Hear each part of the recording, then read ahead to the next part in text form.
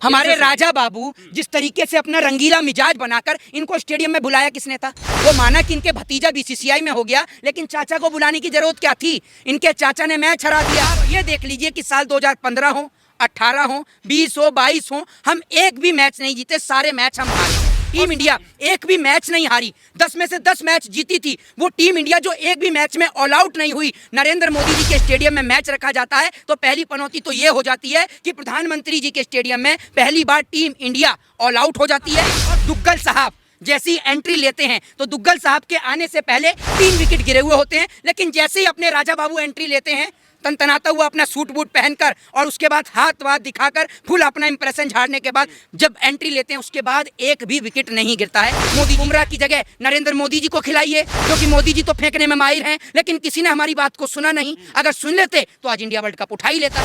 पर इस देश के अंधभक्त, महाअंधभक्त, गोबर भक्त, जिनके लिए इस देश में जितने ही अपशब्द हैं उनका प्रयोग किया जाए उतना कम है, ये याद रखिएगा। जितने भी सारे खराब शब्द हैं वो उनके लिए लागू हैं। अब सुनिए, वो प्रधानमंत्री नरेंद्र मोदी जी डोनाल्ड ट्रंप के लिए प्रचार करते हैं, आपकी बात ट्रंप सरकार। बेचारा ट्रंप चुनाव तो हारता ही हारता है, इसके साथ साथ जेल में भी चला जाता है, और उसके बाद मोदी जी आज तक उससे पराठे चाय नाश्ता कुछ नहीं पूछते। इसके बाद मोदी जी नेपाल वाले से मिलते हैं, नेपाल वाला भी चुनाव हार जाता है। जापान वाले से मिलते हैं, जापान वाला भी चुनाव हार जाता है। ठीक है, नरेंद्र मोदी जी जिससे मिलते हैं वो चुनाव हार जाता है। आपकी पार्टी के नेता शहीद हेमंत करकरे का अपमान करते हैं, उन्होंने माफी मांगी। आपकी पार्टी के नेता विधानसभा में बैठकर पोर्न वीडियो देखते हैं, उन्होंने माफी मांगी। आपकी पार्टी का प्रधानमंत्री बेटी बचाओ बेटी पढ़ाओ बोलता है, उन्होंने माफी मांगी। बताइए ना, वहाँ उत्तराखंड के अंदर जहाँ टनल में हमारे मजदूर फंसे हुए हैं, वहाँ ये आदमी मैसेज देने नहीं पहुंचा, लेकिन क्रिकेट में झंडा लहरा रहा है। और जब देश और देश के खिलाड़ी और देश की जनता रो रही थी, तब दुग्गल साहब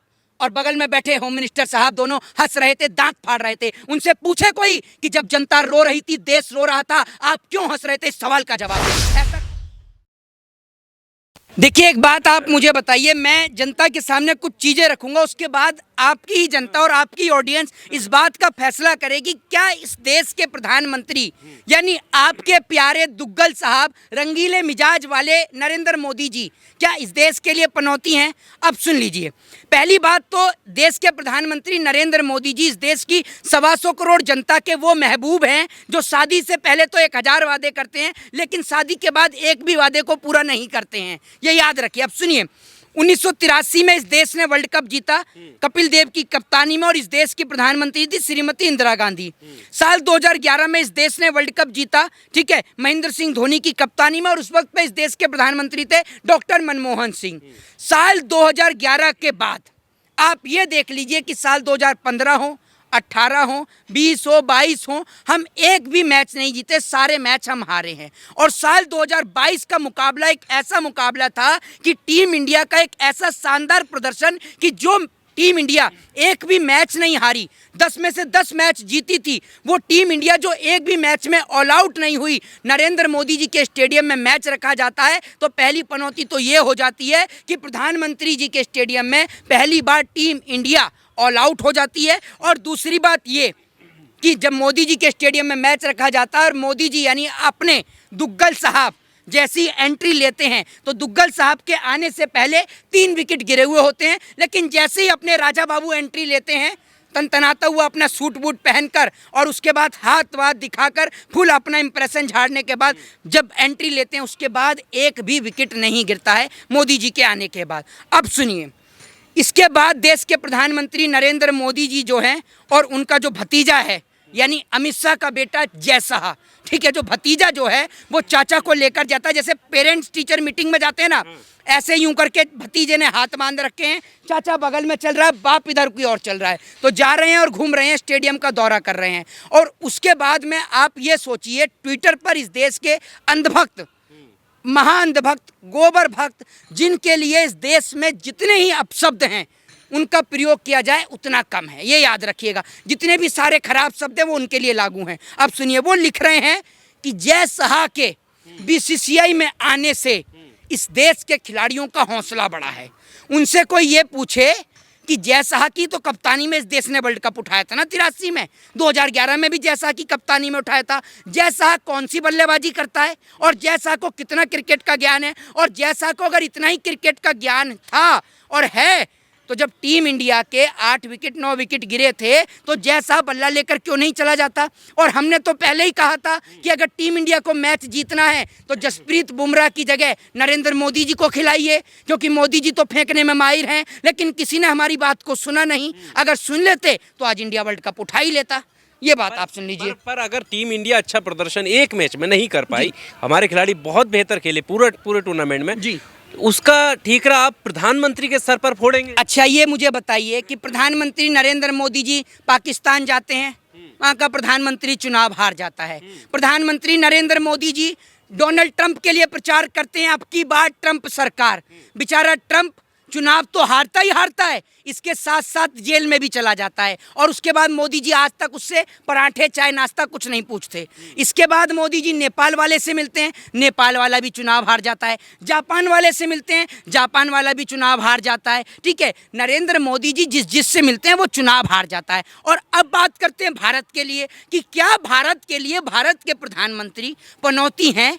तो ये फैसला इस देश की जनता का है, क्योंकि नरेंद्र मोदी जी के राज में यानी उनके कार्यकाल में सबसे पहले जो ऊपर ही है ये देश वर्ल्ड कप हारा। उसके बाद देश के प्रधानमंत्री मोदी जी के कार्यकाल में इस देश के अंदर किसानों ने आत्महत्या करी, इस देश के जवानों की शहादत हुई, पुलवामा जैसी घटना हुई, देश के नौजवानों के हाथ से रोजगार छिना, देश की महिलाओं के साथ में यौन शोषण बलात्कार जैसी घटनाएं हुई। मोदी सरकार के राज में पहली बार भारत देश के अंदर महिलाओं को निर्वस्त्र करके घुमाया गया, ये भी मोदी जी के कार्यकाल में हुआ। और जब महिलाओं को निर्वस्त्र कर घुमाया जा रहा था, मणिपुर जैसी घटना हो रही थी और मणिपुर जब जल रहा था, हमारा प्रधानमंत्री मिस्र के चक्कर लगा रहा था। तो ये भी इस देश के कार्यकाल में पहली बार हुआ है। प्रधानमंत्री ने रेलवे से लेकर एयर इंडिया से लेकर BSNL से लेकर MTNL तक सारी बड़ी बड़ी कंपनियों को निस्तो नाबूद कर दिया।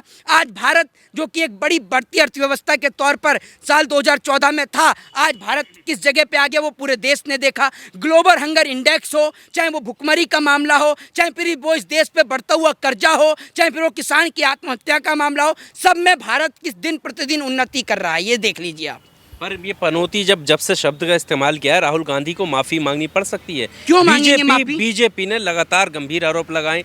एक तो ये कि प्रधानमंत्री का अपमान करना, दूसरा ये कि कहीं ना कहीं ये शब्द जो है वो अंधविश्वास की तरफ धकेल रहा है। अच्छा, तो आपकी पार्टी के नेता जो गौमूत्रों से इलाज करवा रहे हैं वो अंधभक्ति नहीं है?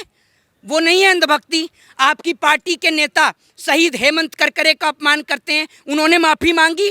आपकी पार्टी के नेता विधानसभा में बैठकर पोर्न वीडियो देखते हैं, उन्होंने माफ़ी मांगी? आपकी पार्टी का प्रधानमंत्री बेटी बचाओ बेटी पढ़ाओ बोलता है, उन्होंने माफ़ी मांगी?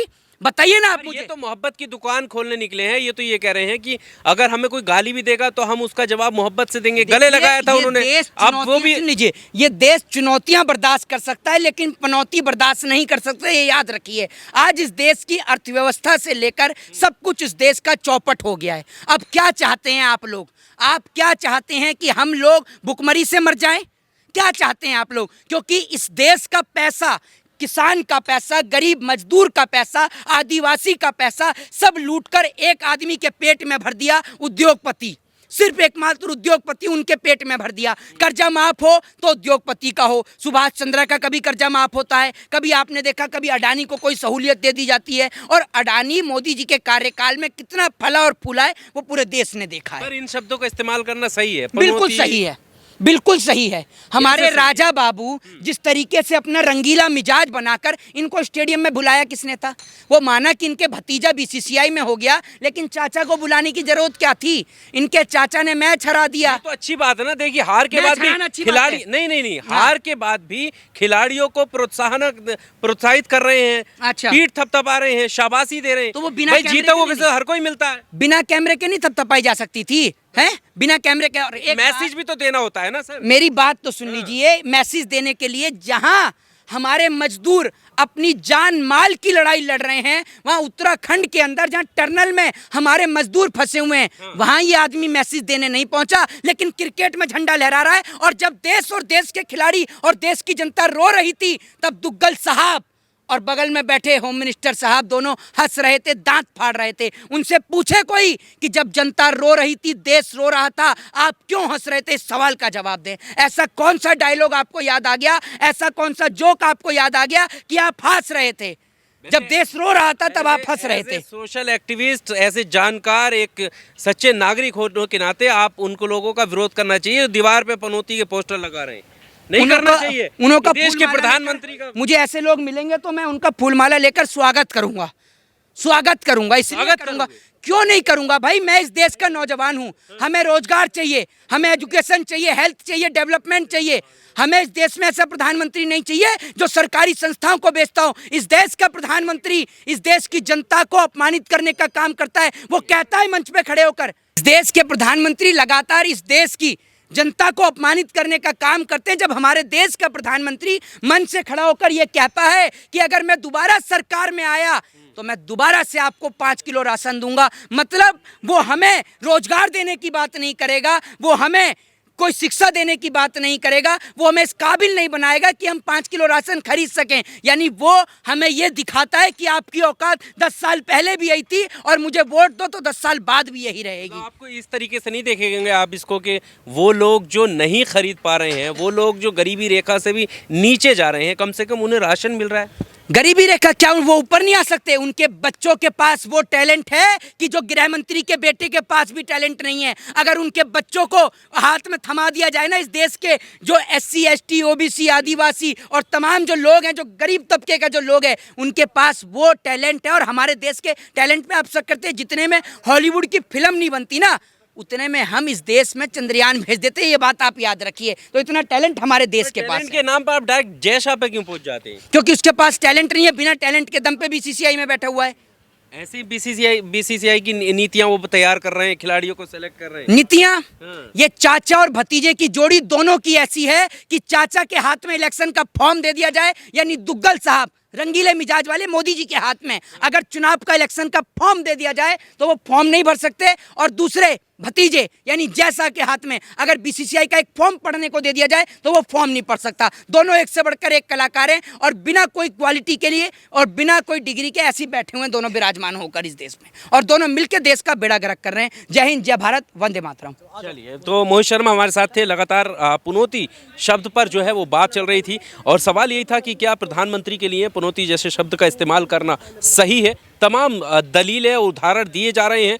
2011 के वर्ल्ड कप के बाद से, चाहे वो 83 का वर्ल्ड कप हो या 11 का वर्ल्ड कप हो, और उसके बाद से जो अब तक ICC की ट्रॉफी रही हैं, उनमें अनफॉर्चुनेटली जो हमारी टीम इंडिया हारी है, उनको भी जोड़ा जा रहा है कि 2014 के बाद से आखिर क्यों हमारी टीम कोई भी वर्ल्ड कप या कोई ट्रॉफी ऐसी नहीं जीत पा रही है।